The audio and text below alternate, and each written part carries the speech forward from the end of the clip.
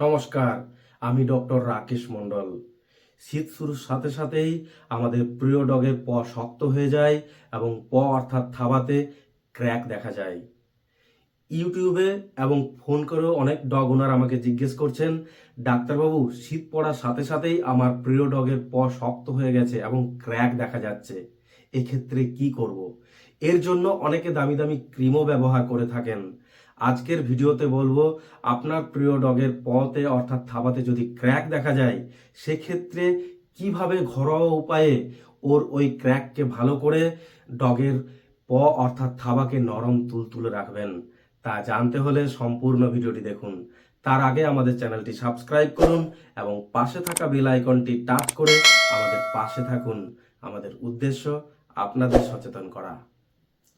আপনার প্রিয় ডগের অর্থাৎ থাবাতে যদি ক্র্যাক থাকে তা ভালো করতে হলে এবং শীতকালে আপনার প্রিয় ডগের পকে নরম তুলতুলে রাখতে হলে দুটি স্টেপের কথা বলবো। প্রথম স্টেপ, অ্যাপেল সিডার ভিনিগার কিনতে হবে। অ্যাপেল সিডার ভিনিগার যে কোনো মার্কেটে সহজেই পাওয়া যায়, তবে অবশ্যই ভালো কোম্পানির কিনবেন।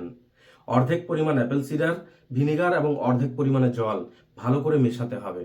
অর্থাৎ 50 ml অ্যাপেল সিডার ভিনিগার এবং 50 ml জল ভালো করে মিশিয়ে কোনো একটি স্প্রেয়ার বোতলে ভর্তি করতে হবে এবং তারপর আপনার প্রিয় ডগের পতে ভালো করে স্প্রে করুন এবং ওই অ্যাপেল সিডার ভিনিগার দ্রবণ আপনার প্রিয় ডগের পতে অর্থাৎ থাবাতে স্প্রে করার 3 থেকে 5 মিনিট পর পরিষ্কার টাওয়েল দিয়ে ওই ডগের অর্থাৎ থাবা ভালো করে ঘষে মুছে পরিষ্কার করে দিতে হবে। অ্যাপেল সিডার ভিনিগার দ্রবণ অ্যান্টিসেপটিক হিসেবে কাজ করে, ওখানকার ব্যাকটেরিয়া এবং ফাঙ্গালকে মেরে ফেলে এবং ক্লিনজার হিসেবেও কাজ করে। তাই অ্যাপেল সিডার ভিনিগার দ্রবণ পয়ের ব্যাকটেরিয়া এবং ফাঙ্গালকে মেরে ফেলে এবং পকে ক্লিন করতেও সাহায্য করে। এরপরে আসি দ্বিতীয় স্টেপ। প্রত্যেকের বাড়িতেই ভেসলিন পাওয়া যায়। অল্প পরিমাণ ভেসলিন আঙুলে নিয়ে ওর পতে তারপরে ভালো করে মাখিয়ে দিন।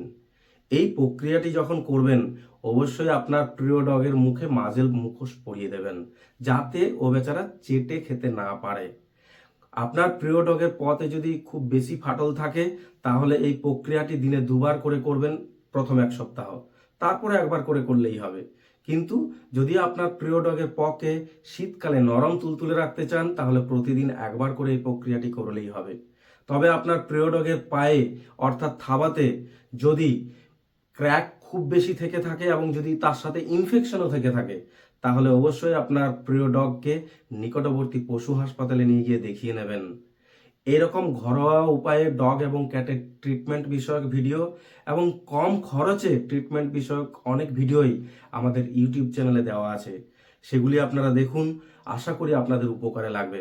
ভিডিওটি ভালো লেগে থাকলে অবশ্যই লাইক ও কমেন্ট করুন এবং অন্যান্য ডগ ওনারদের মধ্যে শেয়ার করতে ভুলবেন না। ধন্যবাদ।